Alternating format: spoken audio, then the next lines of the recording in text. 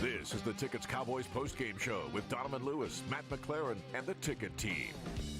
Get your hot Cowboys opinions and immediate knee-jerk reactions freshly served right now. On Sports Radio 96.7 and 1310, The Ticket.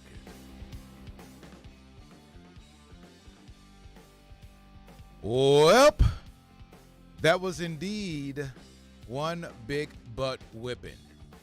Cowboys lose to Denver 44-24. They are now 3-4-1 on the season. It was bad news from the jump. She had a lot of Cowboys defensive players injured, but that truly didn't matter in the outcome today. They just got their asses kicked. It's the Cowboys postgame show on all of your streaming platforms, whether it's Twitch or Facebook or YouTube or wherever you want to look. Gosh darn it, that's where we are. Matt, as always, we give you the first word about what you saw. 44-24, take it away. Well, they suck. They are, I think, what we thought they probably were, which is a very, very bad defense. An offense that we believe was probably good but might struggle against better defenses, as we saw today. This is a team that has struggled very badly on the road. You look at outside of when they went to New York and beat the Jets, they got thumped in Chicago. They got beaten against Carolina. They go to Denver against a good Denver team and got their ass kicked. And nothing I have seen. Guys, we're halfway through the season. We're 8 games in. So I guess technically not 50% because there's 17 games, so you can't be 50-50. But we're 8 games into the season, and this team has shown for 8 games that they're going to be like this, and then they're going to be like this. They're going to be high, then they're going to be low. What does that mean? You're mediocre, and you're on your way to what I would guess is what a lot of us thought this team was at the beginning of the year. 7-win team. Yeah, we've been asking a ton for this team to show us something on the road because, they are scoring a lot of points at home, but you get on the road against good teams to see where you are. And it just seemed early on that this team was not with it defensively. And we're asking for consistency on defense, and you surely didn't get it today as they give up 44 points to Denver. And it was, all right, you get an interception at the very beginning, first possession of the game. Bo Nix, I am going to suspect that he thought his receiver was just going to stop. That was way behind. It's not a lot of times a quarterback would throw a ball that badly on a short route like that.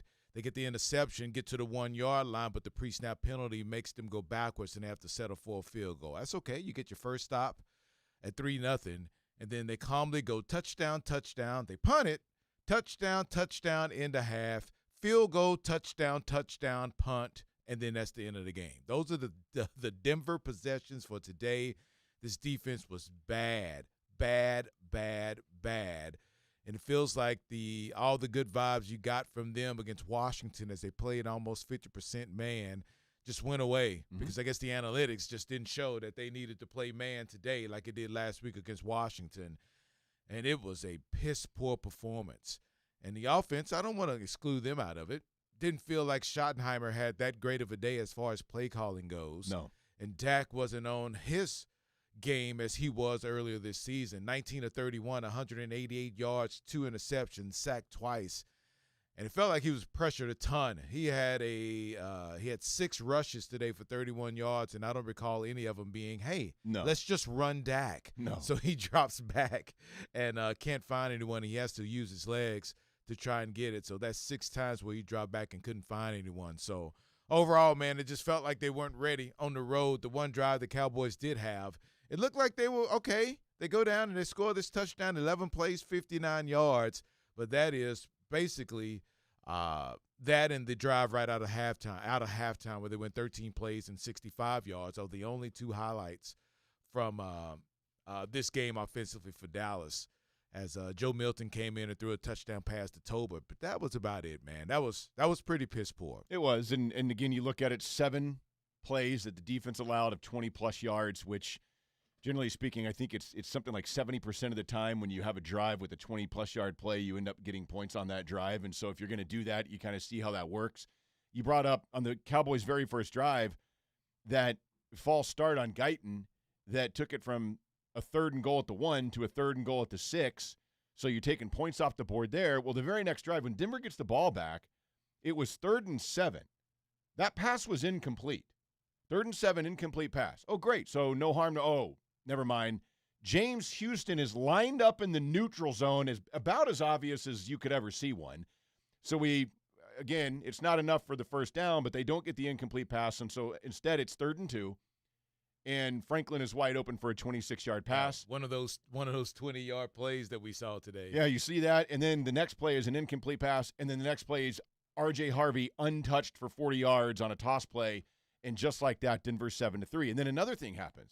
So Dallas has to punt after Guyton just gets turned around. Guyton's horrible. They need to be done with him, by the way. But we can get into that in a minute. He had a false start on that one also. Two false starts and allowed the sack. Right. So the Cowboys punt. The Broncos get it and score on another wide open play in the end zone. So it's 14-3. Dallas actually goes down and scores.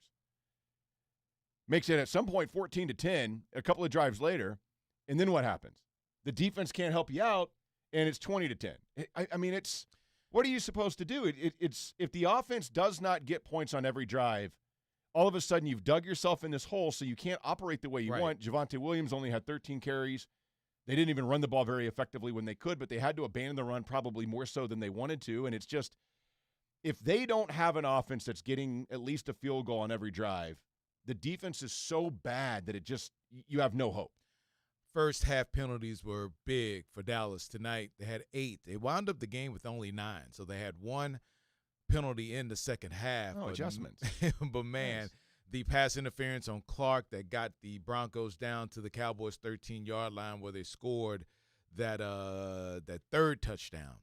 And then even the penalty on the unnecessary roughness where they didn't even convert the 2-point conversion as they went for 2 because they got it down to the 1-yard line. It's just you throw your hands up, and we were asking, was that performance against Washington going to be the outlier? And we go, probably so. Right. Because you went right back against not a great offensive team in Denver. They have a really good defense, and but that offense looked unstoppable against Dallas because it just looked like Dallas went back again to play in zone. I'm interested to see what the percentages are as far as them playing man versus zone. But when they do, every single time, it just looks like still they don't know what the hell they're doing. Yeah. And I heard Romo today kept saying, well, it takes time. It takes time. Well, you have all kind of mini camps and off-season programs and training camp and practice and games. Right. So we're 8 weeks into this thing and it still takes time? Yep. I don't understand that at all. And they're just in a bad way, man. They're in a bad way defensively. And we knew, and we keep saying that the offense cannot sustain what they keep doing right now. And you saw that today. It just gave you shades of what happened in Chicago. How that game got out of hand and the offense felt like they had to be perfect. And I don't even know if it was we feel like we have to be perfect kind of day. It's just they weren't clicking on offense. And I don't know what it was. I didn't feel like it was Denver just out there balling their asses off on defense to say, hey, we stopped this Cowboys offense. Just kind of felt like they did it to themselves, but they did it in other kind of crazy ways. As far as just not, I don't know, that offense did not have a rhythm. It looked way different today than it has on any other day. Even that game against Chicago, this one felt like it was just way different. Not on the same page, not calling the right plays. And, of course, those pre-snap penalties are going to, kind of bite you in the butt. I don't know. That first drive where they couldn't punch it in and had to settle for the field goal seemed like it took the air out of this offense, air out of Schottenheimer and everything else. They did have 2 drives for touchdowns, but the defense did them no favors. It was just a clunky game all around. Yeah, it was, and I think when you look at a couple of the opportunities on drives that they had, even in the first half here, that 3rd drive where they had the punt where they blitzed Dak and got pressure on it, and he threw it away, and then he scrambled, and they had a holding call, but they ended up making it – remember, they took that, so instead of making it 4th and 5, they decided to accept that holding call and force Dallas to a 3rd and 20 again. Now, 4th and 5, Aubrey's in range for a 60-some-odd-yard field goal. Oh, yeah, they were at the Denver 36-yard line. So that would have been a 52, 54 or something like that. Whatever that's right. easy. Yeah, so they accept the holding call on that, made it 3rd and 20. And then what happens? As soon as they snap the ball, Terrence Steele gets beat immediately. Dak is under pressure immediately, throws it away. They have to punt. Another drive in the first half. Dak on the first play of the drive scrambles. 2nd and 1. And this is where not being able to run block very well today, Williams gets 1 for 0. And then that was the 3rd and 1 where Dak tried to throw it over. I think it was to Williams in the flat, and that was the one that almost got picked by the defensive lineman who, I guess, read it and kind of dropped off a little bit. No, I think that was Turpin, where it looked like Turpin was surprised that he got the ball thrown to him. And while you may say you would have loved a better throw from Dak, I would bet you Turpin to say, well, I should catch that. He got both hands on it. He was a little bit turned around, but it looked like it kind of surprised him. That's when I'm going to say, if I'm remembering this correctly, and I may not be, that's when they showed that Lamb and Pickens were lined up on the same side. That was in the second half. Was that second half? Yeah, okay. Yeah. Okay. But to your point, again, so talking about what the offense has to do, right. And so 2 drives in the first half that end up on punts because you gave up pressure and Dak immediately – and then Denver just made a great defensive play on the one where he almost got the interception. Right. And like you're talking about, that was a 3rd and 5 on their 8th drive of the game where Blue fumbled it. Somehow Hoffman recovered it. It was 2nd and 10. They get it to Lamb for 5. And then that's where Turpin on the 3rd and 5 couldn't get it, and they had to punt. Yes. At that point, you're down 30-17. If you can get a touchdown there, you're in the game. Well, what happens? The offense can't do anything, and the defense goes, oh, well, and Denver goes right down the field and scores. Yeah, and that's one where I know Brian Schottenheimer is going to be asked this question post-game to where how do you feel like with your defense playing the way it was playing, why do you punt in that situation? Right. It's 4th and 6. You're at your own 44-yard line. You give the ball up the way your defense is. It doesn't matter if they get it at their own 16 or your 44. It feels like your defense is not going to do a thing to stop it. So why not have the best side of your ball try and go get the first down? I can kind of see both sides. You're almost throwing your hands up and saying, okay, you know what? 30-17, you feel like if you want to trust your defense, that if they go out and make a stop, you can get the ball down to steal a couple of scores. But, man, Denver marched down on a 12-play, 84-yard drive that took 5.5 minutes off the clock. Touchdown is 37-17, and that's ball game. Yeah, it was another drive. They had that 39-yard pass to Sutton on that drive. Yep. And it's just you can't win games when you're giving up 7 plays of 20 yards or more. You just can't because that's 7 drives. Now, a couple of them were on the same drive. But let's say that's 5 drives that have plays featuring that. You're going to score the vast majority of those drives. And, man, it puts so much pressure on the offense, and the offense didn't have a great day. And once again, you look at this, I don't know how many games in the NFL, and obviously it happens. The last one of the famous Denver Cowboy games of all time. Denver won a game in which they gave up 48 points. Right. You're not going to win a lot of games in the NFL giving up 40 points. No, you're not. You're just not. You're not going to win a lot of games giving up 35. You're not going to win a lot of games giving up 30. And yet that's what the Cowboys do. Now, once again, they'll be the worst defense in the NFL after all the numbers come out of this thing with the 44 points given up. And I was telling you guys because I was curious, that's now 250 points that they've allowed defensively through the first 8 games. It's only the 9th time in franchise history that they've allowed over 200 points in the first 8 games. 3rd most ever through the first 8 games. And as you might imagine, of all those other teams that give up points like this in franchise history, not a single one of them sniffed the playoffs. You cannot sustain any consistency, and you cannot say that you're a good team if your defense is allowing this many points. That's you're true. just not. Absolutely. It's a tall task to put a lot of the pressure on your offense. Denver 5 of 8 on 3rd downs, and the Cowboys will continue to be the worst 3rd down efficiency defense in the NFL when Denver goes 5 for 8, 426 total yards. They showed the stat on television today when they talked about the Cowboys defense. It was 30th against the run, 32nd against the pass, 32nd overall. It's like, what the hell are you showing those things for? And that just lets you know what's going to be the downfall of this team for this entire season. You turn the ball over twice. You do get one in return, so you lose the turnover battle. You don't get any sacks. No pressure on Bo Nix pretty much whatsoever, man. It all starts up front. And you can say what you want about the backside of this defense and who they're missing. Today, that wouldn't have made a difference. At all.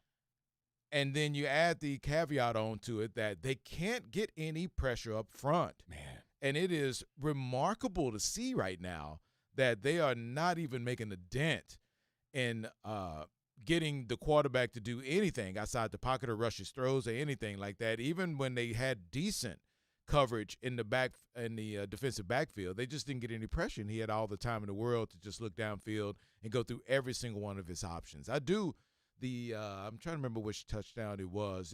They were playing man on that one touchdown, And that was one Where he hell just of a route. The beat one Franklin. on the back. Franklin, yeah. Yeah, the back of the end zone. I think that was the one that made it 37-17. Yes, the one like he was just going across the Yeah.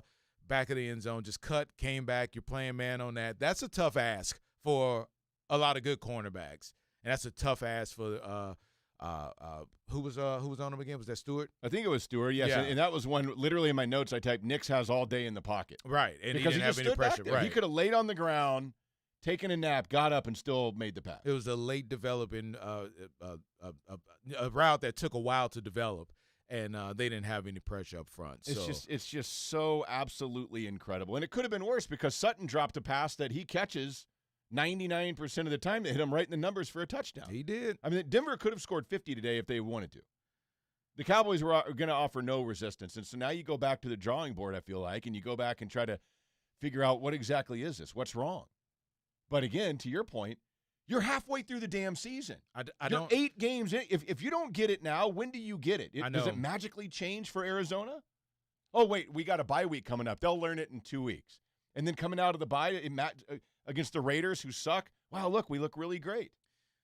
It's ridiculous. I know. And I know they're not going to make any changes, but I don't know what else you do. I think you're going to hear a lot about the guys who were missing today.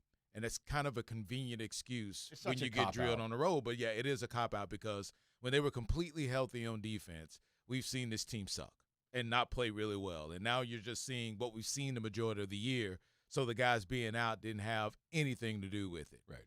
But now that's what you're going to get from today from this front office. But you kind of throw your hands up and go, is it personnel? Yes. Is it scheme?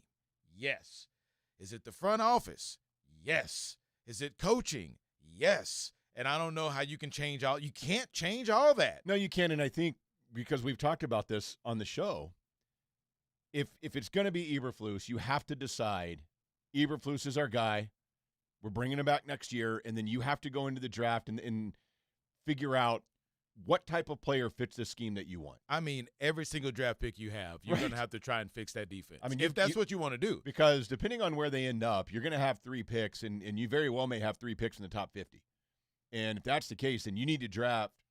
Not all those guys are going to be defensive players, of course. Let's say half of them are. Right. Then you got a shot to get 3 of the top 25 defensive players in the draft. You better nail them. You better get them. Because your defense, you need a top defensive player up front, you need a top defensive player in the middle, and you need a top defensive player on the back end. But, dude, how can you sell that? I'm not even talking about to the fan base. I'm talking about to your locker room. That you're going to have one of the historically worst defenses in your True. franchise's That is- history, and you're saying, that's our guy. I don't see how you can do it. But then if you don't, then that's your 4th Right. defensive coordinator in 4 years. And now you're going to have to bring someone in who will say, you know what? I do want to play man. Let's go. And then you're going to say, all right, well, let's build that defense around them. Right. It's a never-ending cycle that these guys get themselves into. And how the circumstances came about that, they just walked up and said, well, we're hiring Matt Eberflus, shoddy, so Right. that's all that matters. We just wanted to let you know. And now do you say, hey, man, let's get someone in here that you're more comfortable with? Because obviously if he's going into those meetings saying, well, this because we've heard this from Brian Schottenheimer. I will go into the defensive meetings and I will say, this is what my offense will do to beat you. And obviously they're not listening or paying attention because what the Cowboys offense will do to beat them, everyone else is doing the exact damn same thing. Yep. So if they must have faxed it over to everyone's headquarters in the NFL. They faxed Yeah, it. I just wanted to say faxed it. They faxed it over to everyone in the NFL to Like let all them know. the head coaches, like Liam Cohen's like, what the hell is this? We got some piece of paper coming through this machine. They sent the Raven to all the other teams to let them know exactly what Right. they're going to do to beat the Cowboys defense, and they're just doing it every single It's time. something, dude. It really doesn't. It's quite laughable, seriously. It's To see it is. right at the very beginning because, I always get on you when we're watching this game because, if it's a big run on the first play, you'll go, up, here we go, that's it. And I'll go, dude, there are 59 more minutes left. Calm down. But now it is kind of laughable to see it because you can almost see how things are going to go from the very beginning of this game, the way this Cowboys defense is going to be. It's so bad across the board, virtually any metric you want to look at, any traditional statistic, the Cowboys are in the bottom 5 or 6 of every single defensive stat that there is. Third down defense, points allowed, yardage, rushing yardage against, yards per attempt, yards per play, quarterback rate, all these numbers. And so I don't know what the solution is, because you're right, and you said it a few minutes ago, it's coaching, it's scheme, it's personnel, it's front office, it's all those things. The easiest thing to do is to change out the coach, but they've tried that. And again, I think we have to remember, this was a really bad defense a year ago. They gave up the second most points in the NFL last year. Right. And so they changed out coordinators, and they're even worse than they were. But it's not like we're talking about, man, they're way off from where they're actually not that much worse than they were a year ago defensively. Yeah. So I don't know what the solution is there. If you're going to commit to Eberflus, though, then I believe that you have to say, this is the guy. They're going to have an opportunity. We did a segment a couple of weeks ago on the show looking at how can you truly change this defense in one offseason. And they've got a lot of defensive free agents. They could say, we're not bringing these guys back. We're going to spend a little bit of money to replace them with zone scheme guys. And then in the draft, we're going to have to hit. And I'm now really curious because, and I thought this was interesting, we heard the report last week, Cowboys called about Max Crosby. Then, of course, the Cowboys call all their local guys. No, we didn't do that. And then Jay Glazer comes out today on the Fox pregame show and says that the Cowboys did make calls on Max Crosby. We're told no. Called the Bengals on Trey Hendrickson. We're told no. So I'll be curious to see what their thought is when you get beaten like this by an actual playoff team.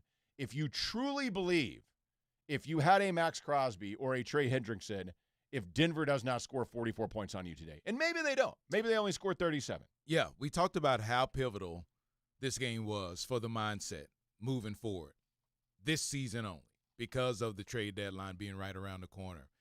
And remember, we kind of broke down about the results. Okay, what if the Cowboys lose a close game, 38-34 to the Broncos? Mm-hmm. They may have in their minds, man, we were right there. One more stop, our offense scored 34 points, and we need the help. Let's go use some of those assets. Or even win that game. What if the Cowboys win today and you go, oh, yeah. Let's make the deal because we are right there. We can operate because we won this game even if our defense is playing poorly. But this result, I think it makes you feel like this season is just a wash, that there's not a chance in hell that you can bring anyone in here that would make a difference to where you can go out there and contend for a playoff spot. I just can't see any mindset to where they have meetings this week and say, all right, if we bring in, and if you've been told no, according to Jay Glazer, for Hendrickson and Max Crosby, I don't think there's anyone else that's going to float your boat as far as, oh, man, we bring them in, they'll be the difference. Right. But you do need some help up front. And it's just so obvious that you can't rush the passer. You can't do it. And now we're going to hear all the same things. I'm serious. If Jerry speaks after this game, it's going to be about injuries. Schottenheimer will probably try to tell you a little bit of the truth about how they just got their asses kicked. But you're going to hear excuse after excuse from this front office. And now the questions about the trade deadlines, will you make a move? I think we're going to hear, well, if the right move comes along, then, yeah, we're still interested and we're still going to do it. So, man, it's just round and round with this team. And they're just showing – I think right now you have a big enough sample size to know exactly what this team is. And it's going to be your offense has to score 40 points to win. That's what it is. Yes. And every week this offense can't do it. And this defense every now and then will throw you a bone and give you some help and look decent to where your offense won't have to be Superman to go out and score points. Today they needed to be Superman, and they probably had their second worst game of the year. Maybe even worse. I don't know. I got to go back and look and see about Chicago. Yeah, I mean, Denver's a better team, I think. They are, yes. And I do think Denver has a good defense. I'm going to give the Cowboys 17 points because the last touchdown was all the backups in. Denver was playing their backups. They don't even care. So you put up 17 points against arguably the best defense you faced. You put up 40 on the Packers, who, believe it or not, actually have a good defense as well. But again, there's just nothing. There is nothing anybody can look at statistically or with your own eyes through 8 games of this season and believe that this is better than, at best, a mediocre team. No. There is no way. The front office, Jerry and Steven, There's no way they can look at this team and believe this is a playoff team. No, they can't. This is mediocrity. At best, it's mediocre. At best. This defense is trash. Yes. So we all know that, and the offense kind of will balance that thing out. But the offense today just couldn't get it done, and they weren't good, and it was against a good Denver team. And I'm almost surprised that Denver only had 2 sacks today against Dak. They are a sack-happy team. They lead the NFL in sacks by a long shot, and they sacked him twice, and they got the pressure on him to where he had to get out quite often. And the back end of their defense played pretty well to where he had to get out and move around against a team that will throw a penalty out on you. And you saw it on this particular drive to where the kid Moss got a couple of pass interference calls on CD Lamb. They are just looking to call penalties on Denver, and Dallas couldn't even take advantage of that. I think the air was taken out of them on that very first drive. Yeah.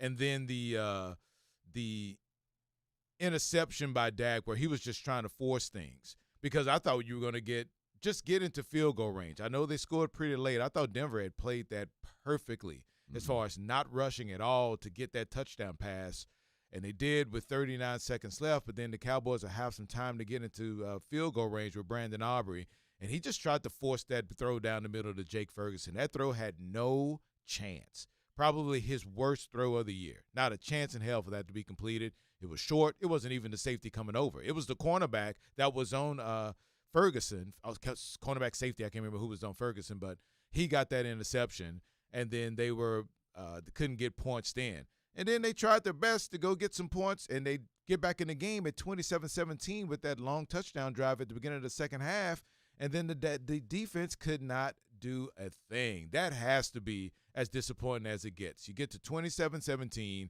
feeling pretty good, and then the Broncos go down and they kick a field goal. Now they hold them to where they don't score a touchdown, but it was just bad all around, bro. Yeah, and you had a chance to get to 30-24, and you just couldn't make it work. And again, we talked about, do you go for it or not? They decided not to, and Schottenheimer decided to allow his defense to try and hold them again, and they couldn't. They're going to call that a coward punt from Schottenheimer. At first, I kind of understood because there was a long way to go, but possessions were few and far between, and your defense was showing the right. They didn't have the ability to stop anyone at any time, whether it was giving up points. So at that point, you got to make sure, what's the best side of my ball? What's the best chance I have to win this game? It's not thinking my defense is going to make a stop. It's thinking my offense can pick up 6 yards and go down to score. Right. So at that point, I think you have to go down and go for it at that particular point, because you don't have anything else more to lose and everything to gain to try and get back in the game. So this is probably the first time in 8 games that I've questioned the thought process of Brian Schottenheimer as far as being a head coach. I even thought the one toward the end of the game when they had the penalty that they declined toward the goal line to make it 3rd and 5 instead of the offensive pass interference, instead of 2nd and 15. Right. Dude, you take 2nd and 15 every single time. I don't understand declining that penalty to say, hey, man, 3rd and 5. Well, my defense can't make 2 stops. Well, guess what? They can't make 1. That was true. To stop the 3rd and 5.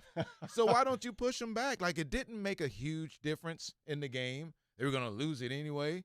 But, man, I thought that was very questionable as far as not accepting that offensive pass interference penalty to make it 2nd and goal from the 15, and it's 3rd and goal from the 5.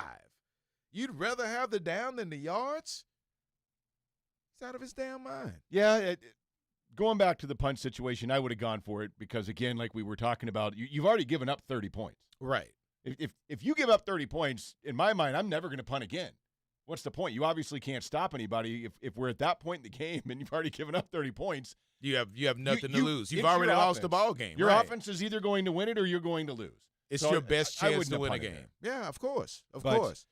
Apparently, just kind of looking at what people are getting out on social media now, I saw that Jerry has said after the game that the loss does not have an impact on trade possibilities to help the Cowboys. Well, I knew that was going to happen. And that's my fear, is that you're going to make a move and use some of this draft capital.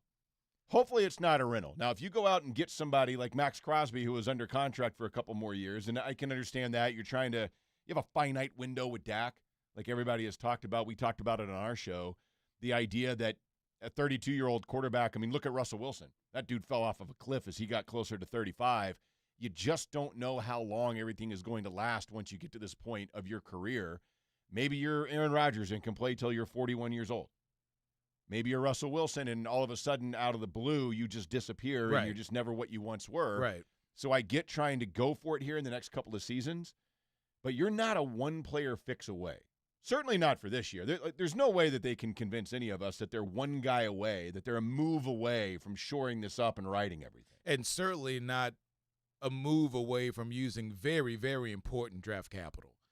If you're trying to move one of those ones that you got from Green Bay for the Michael trade, I think that would be ridiculous right now. I if agree. it's some second day, third day pick, man, who cares? Just go for it. But don't forget, they used the pick. Was the Joe Milton pick already?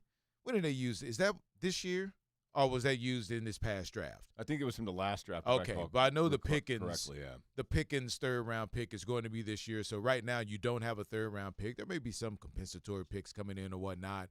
But I don't think even when you have a boatload of draft picks that this thing is going to be like, oh, my gosh, can be fixed pretty quickly because you have draft picks. That's not the case. Right. But you can't just you just can't make a deal just for the sake of making a deal. And I just fear that he will do that today. Not today, but before the trade deadline, because he just wants everyone to know on the surface that we're still trying. We're never giving up on this season when this season has been given up on the defensive side pretty much from week one. Yeah, and now I think when you look at it in the idea of where do you go from here, how can you salvage this thing, you're 3-4-1.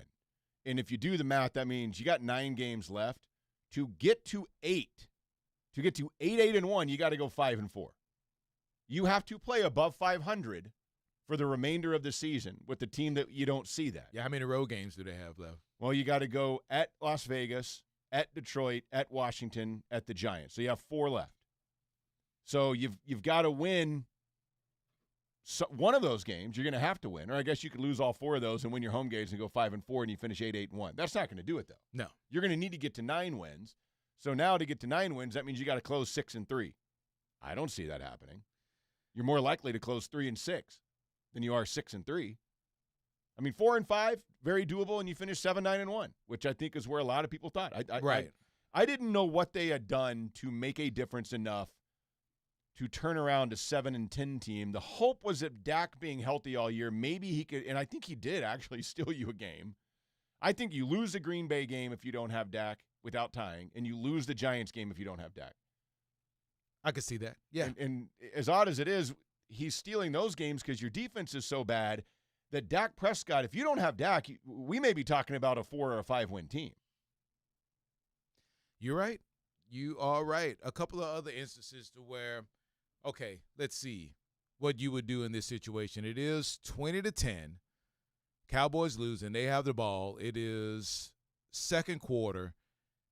It's 4th and 1 from their own 29. The Cowboys 29. They did punt the ball. And now I think more in this aggressive NFL, a lot of people will say, man, it's 4th and 1. You just line up jumbo and just go for it. But the one thing that you have to remember is that on 2nd and 1, that's when Javonte Williams was stopped. He had a 3rd and 1, a pass to Turpin that's incomplete, and now it's 4th and 1. Instead of just handing the ball up to Javonte Williams and trying it again to get the first down. Now, we can dissect play calls and whatnot, but I always feel like if you have a 3rd and 1 and you're throwing the ball, it's almost like you're almost signaling that you're going to go for it on 4th down because of the play call that you have before. They wound up punting and pretty much flipped the field because it was a 56-yard punt that they returned to the 28-yard line. But, again, you have to be conscious about your defense and what they can and cannot do. Yeah. And the Broncos got the ball with 2:14 left in the first half and drove all the way down the field to get a 27-10 lead with 39 seconds left in the half. Another one of those that's ball game, plays, yeah. right? And that's ball game. So, yeah, on the surface where you say, man, it's your own territory, I get it. You don't want to give the Broncos a short field. You got to understand your defense sucks. Correct. And that if they're not going to stop anyone, then you got to go out there and play your offense and play to go 4 downs and keep going. unless it's egregious, unless it's 4th and 10, 4th and 18, 4th and 20. Yeah, you kick that thing away. But on 4th and 1, hell, on 2nd and 1, you don't get a first down and have to punt it away. That is a loss for your offense that we're not used to seeing this year. No, not at all. This offense, and they lost that one today, and they lost another one when they punted on 4th and 6 at their 48-yard line, and it's a couple of possessions that they gave away, and the Broncos immediately took advantage of a terrible, terrible defense in their performance today. Yeah, it's gotten out of control to sit here and say it, but maybe you really should never punt unless you're inside your own 20 or something. Seriously, unless you have a penalty and it's 4th and 18 or something like that, I understand. I get it then. But when you have any situation, I will much rather have my offense deciding the game because my defense can't. No, they can't. They've proven that. I think through 8 weeks of this season, nothing is going to change this. And that's why at halftime we came in here and I said, stop running zone. But they did play some man today, like we pointed out. And, again, you just don't have the talent right now to compete. I don't know if it would have mattered as much, but it feels like they're more comfortable playing zone and man, and they're more comfortable when you blitz a little bit. And I just don't know why you got away from that so much. And that seems like one of those things where I was almost surprised that Schottenheimer at halftime just didn't run in there and said, we're done. Don't call another zone. I don't care. Just don't call it. Right. It doesn't even matter. Like, I would rather lose playing man. Absolutely. Even with all the watch backups. That crap happen again. All the backups that you have out there, I would rather lose going man-to-man and putting my defense at an advantage than doing the scheme that we've seen for the first half of this season does not work. I don't understand it. And again, I don't know how you can continue and have the confidence of this locker room to say we're going to keep rolling out the same thing. Well, the analytics told us to do this against Washington, and I guess those same analytics told you to do the same thing or something different against Denver. What are they going to say next week against Arizona? Is it going to be the right analytics that you pull out? Like, I don't get it. I really, really, truly don't. And again, just a change just for the sake of making changes is not good because this defense has been bad for a while ever since Dan Quinn left. And even the last year, Dan Quinn, if you've just seen coordinator after coordinator try something with this defense and it hasn't worked, what's the next step? What more can you do? Diggs is out. He's on the IR. That's 4 weeks. Yep. Donovan Wilson, Malik Hooker, all those guys out. But, man, I don't know. It feels like right now it's just a lost cause with this defense. And whatever they try, it's just not working. And that's why it's so hard to look at what's upcoming on the schedule. And we spend the week on all the shows. All the guys are doing this, trying to figure out what this team is. What do we think is going to happen with the upcoming game? So now we'll wait till next Monday night when they will play the Arizona Cardinals. It'll be at AT&T Stadium where this team has been good. At home this year, they put up 40 on the Giants, they put up 40 on Green Bay, and they put up 44 on Washington. Well, now you get an Arizona team who's not that good. You're at home. I kind of believe that you're going to be able to put up 35 or 40 on Arizona. But I don't know that the defense, even being at home, where the defense gave up 37 to the Giants, 40 to the Packers, and you held Washington to 22. Bo Nix he wasn't sacked today. 4 touchdown passes, 1 interception. That was the first possession of the game where he threw his interception. But other than that, man, he was good. He made a couple of really nice passes. 247 yards. He really, truly did. Played well. The running game got going. 7.4 yards per carry for J.K. Dobbins. 6.6 yards per carry for R.J. Harvey as a team. 6.5 yards a carry. The Cowboys gave up 7.5 yards a play today, which is remarkable when you talk about the numbers of Denver on third down. They were only 5 of 8. They had 8 third downs the whole game in this entire game. 8. They had 3 in the first half. Because they were 3 third downs in the first half. They were gashing them so much on offense that they just truly didn't need it because they had those chunk plays. Chunk play after chunk play after chunk play today for Denver as they destroyed the Cowboys 44-24. Let's see. One of the most comical things about this entire season is the crock of S that Jerry tried to sell everybody on. We got better against the run when they made the trade for Kenny Clark. Right. And you look at how bad they are against the run. They can't stop anybody against the run. They gave up 179 yards on the ground to Denver today at 6.4 yards per attempt. And again, it's the story of the season. They can't stop you through the air, and they can't stop you on the ground, and any opposing offense can do whatever they want, and which is what Denver did today. And it just didn't even look like Denver was just, oh, my gosh, they're unstoppable. You just can't do anything about it because they were so good. That wasn't the case, and they put up 44. Right. It's the fact that there was no pressure on Bo Nix, and I mean none. Let's see. You want to see how many registered quarterback hits the Cowboys defense had today? Man, did they touch him? 1. Okay, I was going to say, I don't recall anybody really getting to him. And that was from Donovan Ezeraku, who had 1 quarterback hit. That's it. Okay.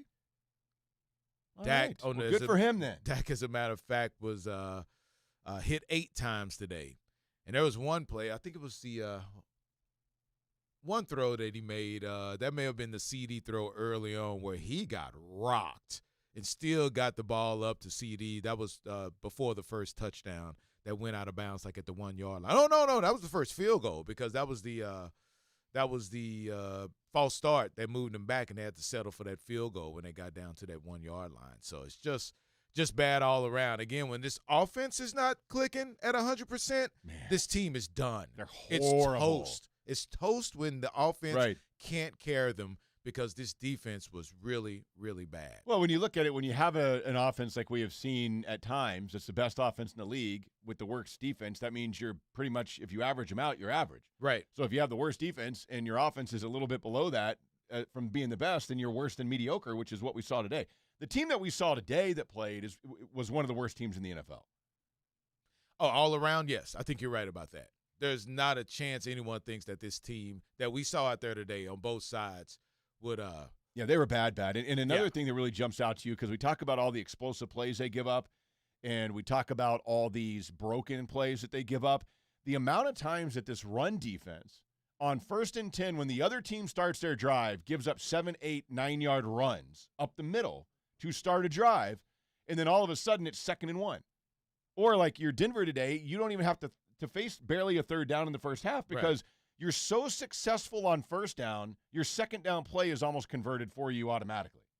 And they really struggle with that, and they have for weeks in the run game.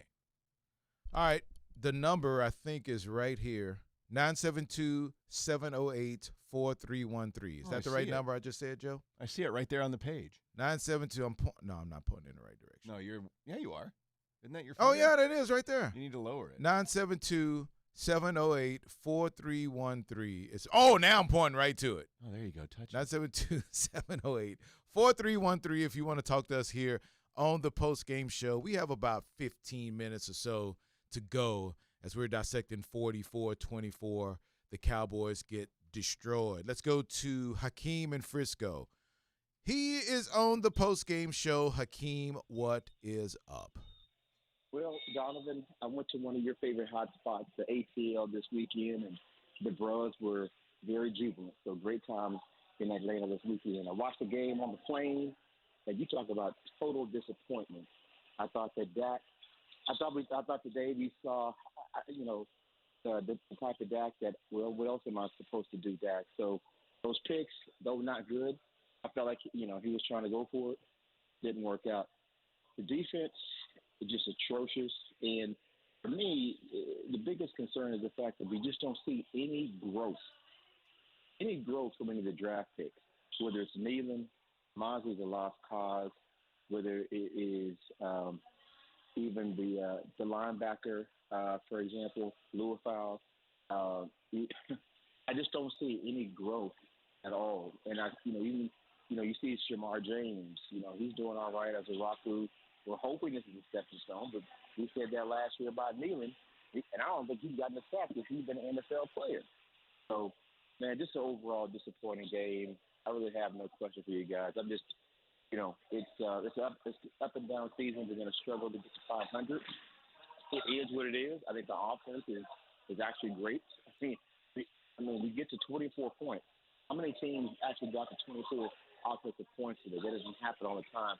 And we were blown that out. So hate that happened. Shout out to all the bros at HSOs Incorporated. I'm out. He is out. Well, I'm just looking at the scoreboard right now, Matt, and 24 would have won you one game today. and that was Tampa Bay and New Orleans. They scored 23 to win 23-3. Other than that, it's 30s. Houston got to 26, and everyone else got to 30. And there's in the a lot NFL of points today. Yeah, a ton. And, yeah, the Cowboys contributed to that big time because Denver scored the most so far Because in the Buffalo NFL. put up 40 on Carolina, and Denver said, we got you. Yeah, we'll We're playing Dallas. I mean, come on. What do you 40? expect? Why would we stop there? Yeah, it is interesting because I don't disagree with what he's talking about, and we've kind of talked about that a little bit. There's this idea that there hasn't been an investment in the defense, and there really has been. They've spent a lot of their high, and when I say high, I mean first 2 days in the draft picks, first, second, and third round picks in the last handful of years on defensive players. And they've either missed or haven't developed those guys that they've drafted with those premium-type positions.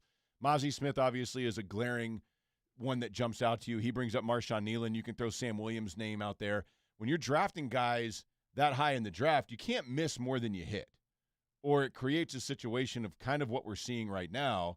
But at the same time, as we've talked about, you've changed defensive coordinators so many times that Dan Quinn wanted guys of a certain build and a certain length and a certain way to play his certain style. Right. And then you're bringing in Mike Zimmer, who kind of merged the guys he was left over with what he wanted to do. And now you're bringing in Matt Eberflus, who wants to play something completely different than the two previous guys who drafted defensive players for what they wanted to do. So I don't know really what the answer is here, which is why it almost feels to me I'd kind of be scared to pull the plug on Eberflus unless there's some – I mean, we never really talk about defensive mind geniuses in the NFL like we do, look at the next whiz kid offensive play caller. You never really hear don't. That. No. So I don't know who it would be that you're trying to go out there and be like, he's the next defensive wizard. You know, the only thing you can do about that is if you bring a defensive guy in, you got to almost kind of make him head coach, you know. And I don't know if there's anyone out there that when you think of those guys being defensive-minded to where when those defenses are played, then they make a true difference. The only one I can think of is Robert Saleh. That's exactly who I was thinking of. And, you know, now he's back in San Francisco, right? He's right. defensive And coordinator in San Francisco. He right. could have been your head coach. Absolutely did, because this is an offensive league. But, man, you've got to have some competence on defense. And Eberflus, I think the hire at first kind of, I don't want to say excited people, but you know he was a head coach before and he's a defensive coordinator. So you feel like, okay, at least he knows what he's doing. But, man, it's just – it feels like he's pretty stubborn. And the more people talk about how badly this defense is playing, it feels like the more he's just kind of stuck in his ways and just going to do what he's going to do. Right. And it felt like Schottenheimer was the one that went in and said, hey, we've got to at least try something, bro. Seriously. If we won't know unless we try it. And then it felt like they did, and it worked on a team where Washington didn't have their top three receivers. And now you get back to Denver to where their receivers okay. Cortland Sutton is a really, really good receiver. Yeah. And the way Romo sounded, well, about the game plan for the Cowboys, not the way he just actually sounded.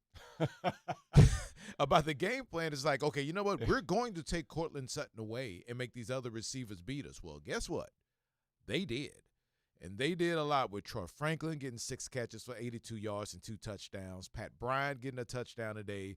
Evan Ingram, even J.K. Dobbins was in the passing game. So they just said, all right, you know what? We are trying our best to see what we can do with Cortland Sutton. And he dropped a touchdown, or he would have been heavily involved in it. Right. He had 4 catches for 67 yards, but he didn't get his first catch until late in the game. And he had that one toward the end of the game that was a really nice throw and catch. But they are – I don't know what it is. We were asking the questions earlier about communication, personnel, scheme, everything. And everything, you just kind of nod your head and go, yeah, I think that's it. It's all of it. It's all of it. And there's nothing else I don't think they can do to say, all right, well, here's a fix for it. Because making a trade is not a fix. It's definitely not a quick fix. It's going to take a long time. And I can't see them committing to Matt Eberflus even after this season. That would be – and we talked about this, and I understand what you're saying. I just don't see how that will go over in the locker room. I really don't. We are going to be piss poor on defense all year, but that's our guy. That's our man. Then I think if that's the case, get rid of him now. Yeah, but Jared's not going to do that. Right, he won't, but there's no reason to keep him around if you're planning on moving him out anyway. But again, if Schottenheimer is going in there and these guys are coming to you saying we need to play more man, and he's like, hey, we need to find solutions, and then you go back to what you were doing to begin with, yeah, it makes you almost question, is Eberflus just going to Jerry and going, hey, man, you brought me in to play my defense, and your coach is trying to get me to do something I'm uncomfortable. Oh, it's okay. Just do what you want. And what's going on here?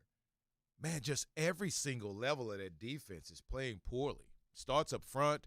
The linebackers are just appearing. We've been saying that from the jump, man, They're about bad, how slow this linebacker core appears to be. They're bad. And even with Shamar James is the fastest one of them all, it doesn't mean that he's a good linebacker.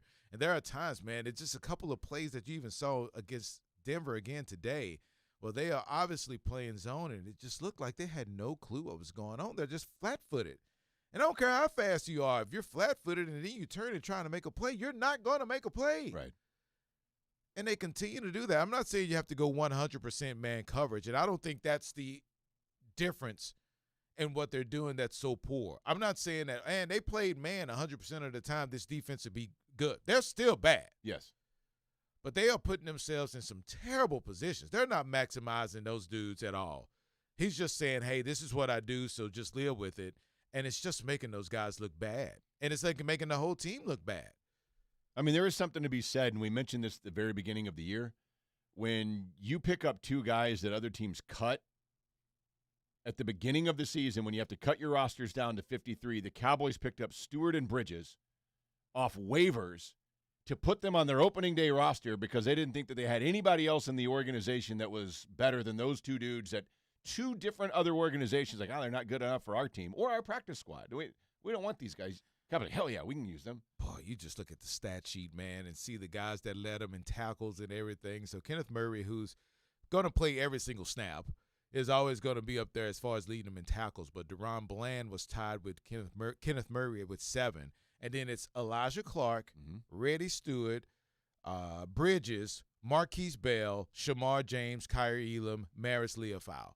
Those are the next 7 guys on the stat sheet that's leading those guys in tackles on defense. It's pretty wild, man. It's nice to see just kind of as you scroll down. Okay, I was going to say, make sure Mozzie did have a tackle, so he was able to match Luke Schoonmaker and Jake Ferguson in tackles today, which is pretty impressive for a first-round pick. And Hunter Lipke, don't forget that. Oh, yeah, and Hunter Lipke had a tackle right. as well. This is great to see. That's what I like to – when the offense is helping the defense, you know. All right, Jake Ferguson also. He registered a tackle this also. This is fantastic, but – I don't know. I mean, the secondary, it is fair to say that they are banged up, and you'd rather have Malik Hooker and Donovan Wilson out there than the guys that you're rolling out, of course. Right. You'd rather have a fully healthy, I think, Trayvon Diggs out there. Oh, of course. For the most part. So the names that we're seeing, I don't know what to expect, but the linebackers is something that week in and week out. They haven't changed. And Overshown is not going to change this. You either brought these guys in free agency, and Kenneth Murray was not exactly super cheap, or you went out and you spent some draft capital on some of these guys like a Leofau or a Shamar James, and they're just not doing what you need them to do. Didn't they trade for Kenneth Murray? Yeah, and he's $7 million a year. So you've got him that you brought in, and then Sanborn, who, of course, has been injured. I just don't know what the answer is. I don't know where you can at this point of this season. It just feels like it's a lost cause. It does. It's just not even a chance. I don't see them even attempting to make a deal. Man, I hope not. I really hope not. Because this could be, if you do that and you sacrifice, if it's high draft capital, please don't do it. If you're giving up a 6 because you're taking a token on like a Logan Wilson, the linebacker from Cincinnati, right. then by all means, sure. That dude is better than anybody you've got playing linebacker right now. You know what? I'm with you. I'm never opposed trying to upgrade your roster from what you have now, because what you have definitely is not working. But to give up prime capital thinking that it's going to help you out this year, then that would be a front office that is delusional. But so you're describing our front office? Right. It kind of sounds like, well, that's exactly what they're going to do, because they're kind of delusional. Yeah, so I don't know. We'll see. Again, you got a little bit of an extended week because they don't play again until next Monday, but you're at home. You're against Arizona. You could be 4-4-1 going into the bye. And you know what? Seriously, if we're going to be honest with ourselves, even if you take away the tie, that's probably where we thought this team was going to be at the beginning of the year. Around this, especially in the early part of the schedule. I probably thought 5-4 or 4-5. Right, when we didn't feel like the the schedule was going to be just, oh, my gosh, I can't believe it. It's Detroit and Kansas City and Minnesota and the Chargers and all those guys. You thought, okay, if you can try to hang in there, that makes all the difference in you having those games mean anything. But we all know things can change. And the one change is of it is I can't see this defense getting better. I just can't. I can't either. And if you can't get any better, then it doesn't even matter what you throw out there. Because, yeah, the offense may win you a game or two. And maybe they've exhausted their wins from trying to rescue this defense. I don't know. How many more wins can they to get from this team if they have to continue to put up 40 and 44 and 45 or whatever points? And that's what they're having to do to even win games at home. To win games at home, they have to put up 40 to win it. And that's just not sustainable, dude. And I think they know that. So you can say what you want, and you can say, hey, man, just try to get even through this schedule because you know it's going to get tougher to see if you can still have a chance. If you are not going to play better defense than what you are right now, you will not have a chance. It's just too much on this offense to try and be perfect. You're correct. And they can't do it. Hence, you got your ass kicked today. I mean, in the worst way. That was bad, dude. It was. Unless you're a Denver fan, then you're ecstatic. Oh, yeah, tip sheet. Yeah. He should be happy. You would love it. Now. 44 points. No doubt. No doubt. All right, any closing words? It's a mediocre team. It's a mediocre team, guys. Are you sure about that? Let's hope you can get 7 wins this year. You sure about mediocre? You still want to stand on that? At best. Okay. I think they're below average, which is, again, we've talked about it all year long. You look at the teams that are above them, there's a lot of teams that have more wins than the Dallas Cowboys right now, more than 3 wins. And you're a weird miracle away, probably should be 3-5 instead of 3-4-1. Yep. But they are what we thought they were. It's the old Dennis Green thing. They are what we thought they were. And every time you see a little semblance of good, it's like, okay, maybe, but let's see it again. And they are incapable of consistently showing you that they can play good. So and that should always just give you pause as far as even thinking towards the future about anything good happening with this team. I guess the best thing is that they are coming back home where they score a ton of points against a team that's bad in Arizona. Right. And we will be back here next Monday night, as the Cowboys and the Arizona Cardinals will play game number 9 of the season for the Cowboys. And we will have the postgame. Pregame will start at 5 o'clock. And then we'll have the halftime on all of these streaming platforms that you're watching right now. And then the postgame will be on the ticket as we try to dissect the Cowboys. And don't forget to tune in to us tomorrow, 9 o'clock, as we have to talk about this crap that they put out there today. 44-24.